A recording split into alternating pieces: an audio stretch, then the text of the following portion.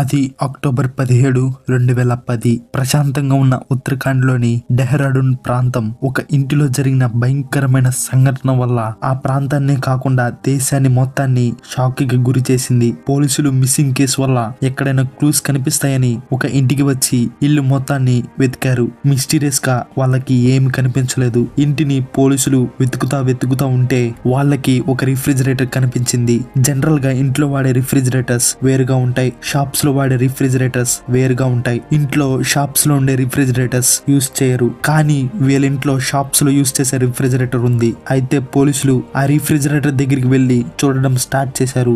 దానిలో black cover తో cover చేసి ఏవో ఉన్నాయి. పోలీసులు రిఫ్రిజిరేటర్ స్విచ్ ఆఫ్ చేసి ఐస్ క్లియర్ అయ్యేదాకా వెయిట్ చేశారు. అసలు కవర్ లో ఏమున్నాయి అని పోలీసులు చూడాలనుకున్నారు. ఆ కవర్స్ ఓపెన్ చేసి చూస్తే పోలీసులు షాక్ అయ్యారు. ఆ కవర్స్ లో 72 ముక్కలుగా కట్ చేసిన ఒక అమ్మాయి బాడీ ఉంది. ఈ బాడీ పార్ట్స్ ఫ్రీజ్ అయ్యి చూడడానికి అతి దారుణంగా ఉన్నాయి. అయితే అసలు ఎవరు ఇంత దారుణానికి పాల్పడ్డారు?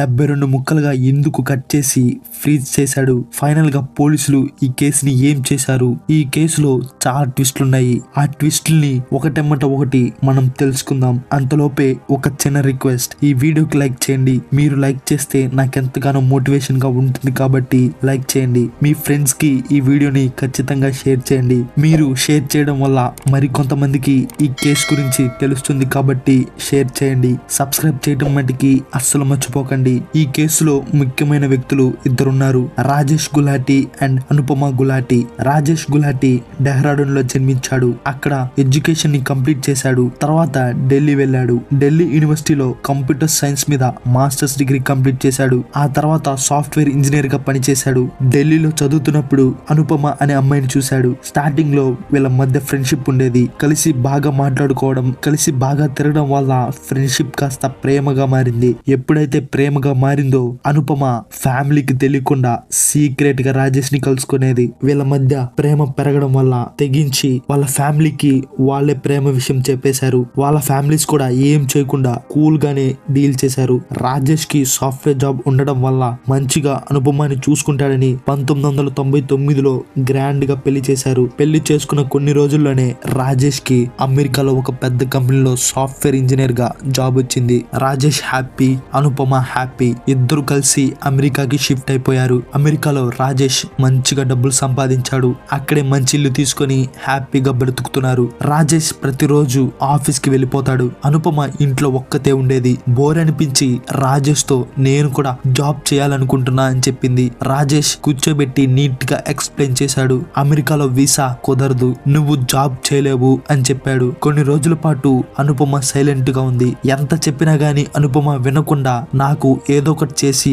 జాబ్ చూపి వర్క్ చేస్తా అని చెప్పింది. ఇలా ప్రతిరోజు అడుగుతానే ఉంది. రాజేష్ కి కోపం వచ్చి తిట్టాడు. ఇక్కడ వీళ్ళ రిలేషన్షిప్ కొంచెం బ్రేక్ అయింది. ఇంట్లోనే ఉండేవాళ్ళు కానీ మాట్లాడుకునే వాళ్ళు కాదు. 2005లో మళ్ళీ కలిశారు. మంచిగా మాట్లాడుకోవడం స్టార్ట్ చేశారు. ఇలా ఉండగా వీళ్ళకి పిల్లలు లేరు. పిల్లల్ని ఎక్స్పీరియన్స్ చేస్తే అనుపమ పిల్లలను చూసుకుంటూ ఇంట్లోనే ఉంటుంది కాబట్టి బోర్ అనిపించదని 2006లో అనుపమ ట్విన్స్ కి జన్మనిచ్చింది. ఒక అమ్మాయి, ఒక అబ్బాయి. పిల్లలు పుట్టిన తర్వాత వీళ్ళ లైఫ్ స్మూత్ గా సాగింది. అయితే 2008లో రాజేష్ కి జాబ్ పోయింది. సేవ్ చేసుకున్న డబ్బులతో కొంతకాలం బ్రతికారు. తర్వాత ఫైనాన్షియల్ సిచ్యువేషన్ చాలా దారుణంగా ఉంది. వాళ్ళకి వేరే ఆప్షన్ లేక ఉన్న ఇంటిని అమ్మేశారు. అయినా గానీ వీళ్ళ సిచ్యువేషన్ చాలా దారుణంగా ఉంది. దీంతో రాజేష్ ఫ్యామిలీని తీసుకొని ఇండియాకి రిటర్న్ అయ్యాడు. డెహ్రాడూన్ లో ఫ్యామిలీతో పాటు కలిసి ఉంటున్నాడు. ఇంట్లో చదువుతూ కష్టపడి కలకత్తాలో జాబ్ సంపాదించాడు.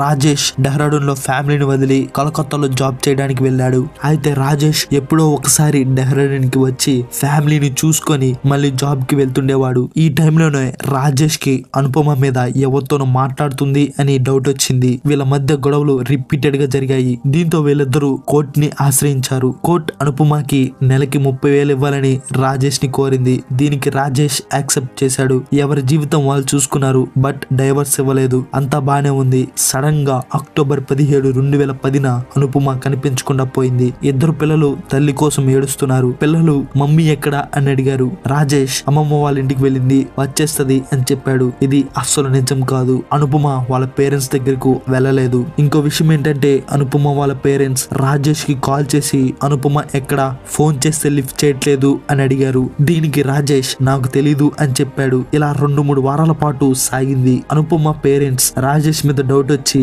వాళ్ళ కొడుకైన సుజన్ కుమార్ ని డెహ్రాడూన్ కి పంపించారు. అనుపమకి ఏం జరిగిందో చూసిరా అని చెప్పారు. సుజన్ డిసెంబర్ 2010 అనుపమ ప్లేస్ కి వెళ్ళాడు. రాజేష్ ని అనుపమ ఎక్కడ అని అడిగాడు.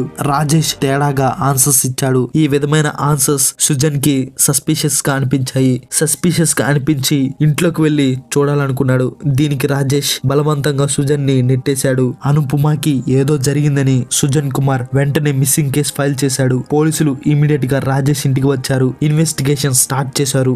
రూమ్స్ మొత్తం చెక్ చేశారు. అనుపమ ఎక్కడ కనిపించలేదు. సడన్ గా పోలీసులకు రిఫ్రిజిరేటర్ కనపడింది. షాప్స్ లో ఉన్న రిఫ్రిజిరేటర్ వీళ్ళ ఇంట్లో ఉంది. ఇలాంటి రిఫ్రిజిరేటర్స్ ఇంట్లో యూజ్ చేయరు. ఇక్కడ పోలీసులకు అనుమానం వచ్చి ఓపెన్ చేశారు. అందులో బ్లాక్ కవర్స్ ఉన్నాయి. ఐస్ మెల్ట్ అయ్యేదాకా వెయిట్ చేసి ఆ బ్లాక్ కవర్స్ ని ఓపెన్ చేశారు. చూస్తే హ్యూమన్ బాడీ పీసెస్ ఉన్నాయి. పోలీసులు ఈ బాడీ పీసెస్ ని చూసి షాక్ అయ్యారు. ఇమీడియట్ గా రాజేష్ ని అరెస్ట్ చేశారు. పోలీస్ స్టేషన్ లో రాజేష్ ని క్వశ్చన్ చేశారు. ఎందుకు ఇలా చేసావు అని అడిగారు. దానికి రాజేష్ ఇలా అన్నాడు. 1999లో పెళ్లి జరిగిన తర్వాత అమెరికాలో జాబ్ వచ్చింది. మేము అమెరికా వెళ్లిపోయాం. అప్పుడు అనుపమ ఒక అబ్బాయితో మాట్లాడటం నేను చూశాను. దీని గురించి అనుపమని ప్రశ్నించాను. మా ఇద్దరి మధ్య గొడవలయ్యాయి. ఎనీవే మేము కలిసాం, బానే ఉన్నాం. అమెరికాలో జాబ్ పోయింది. తిరిగి ఇండియా వచ్చాం. ఇండియాలో కూడా అనుపమ సీక్రెట్ గా ఎవరితో ఫోన్ లో మాట్లాడేది అని చెప్పాడు. ఈ కోపం నా మనసులో ఉంది అని పోలీసులతో చెప్పాడు. అయితే రాజేష్ కలకత్తాలో జాబ్ చేసేవాడు. అప్పుడు ఒక అమ్మాయిని కలిశాడు. అమ్మాయి వాళ్ళ హస్బెండ్ తాగి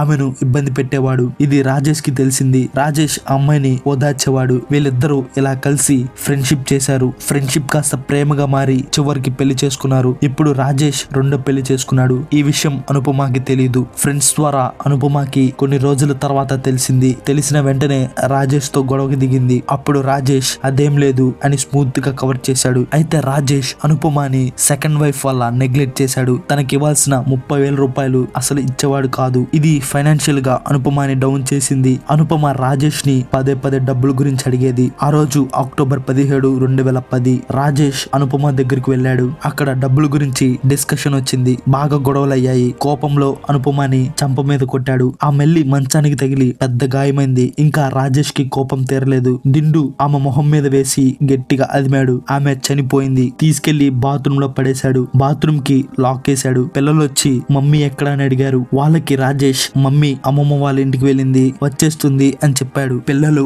ఆడుకుని నిద్రపోయారు. అప్పుడు రాజేష్ స్టోర్ కి వెళ్లి రిఫ్రిజిరేటర్, ఎలక్ట్రిక్ వుడ్ కటర్ ఇంకా బ్లాక్ కవర్స్ కొన్నాడు. ఎలక్ట్రిక్ వుడ్ కటర్ తో అనుపమ బాడీని 72 ముక్కలు చేశాడు. బ్లాక్ కవర్స్ లో ఆ పీసెస్ ని పెట్టాడు. స్మెల్ రాకుండా ఉండాలని తీసుకెళ్లి రిఫ్రిజిరేటర్ లో పెట్టాడు. రోజు కొన్ని బ్లాక్ కవర్స్ కార్ లో పెట్టుకుని కొండ ప్రాంతాల్లో డ్రైనేజెస్ లో పడేసేవాడు. ఇలా ప్రతి రోజు చేసేవాడు. అయితే పోలీసులు రాజేష్ ని ఎక్కడ ఆ బాడీ పీసెస్ పడేసావో చెప్పు అని అడిగారు. రాజేష్ ఆ ప్లేసెస్ కి తీసుకెళ్లి ఎక్కడ పడేసాడో చూపించాడు. వాటిని పోలీసులు కనుక్కున్నారు. చూసారా రాజేష్ ఎంత క్రూరంగా ఉన్నాడో. తన సొంత భార్యను 72 ముక్కలుగా కట్ చేసి ఎక్కడ పడితే అక్కడ పడేశాడు. ఇంకా మిగిలిన పీసెస్ కూడా పడేయాలనుకున్నాడు. కానీ ఇక్కడే పోలీసులకు చిక్కుకున్నాడు. ఫైనల్ గా పోలీసులు రాజేష్ ని IPC 302 హత్య, IPC 201 ఎవిడెన్స్ ని నాశనం చేసినందుకు అరెస్ట్ చేశారు. 2017 సెప్టెంబర్ 1న డెహ్రాడూన్ కోర్ట్ రాజేష్ కి జీవిత ఖైదీ విధించింది. 20 లక్షలు ఫైన్ వేసింది. రాజేష్ వల్ల పిల్లలకు తల్లి లేకుండా పోయింది. ఈ వీడియో మీకు ఎలా అనిపించిందో కింద కామెంట్ చేయండి.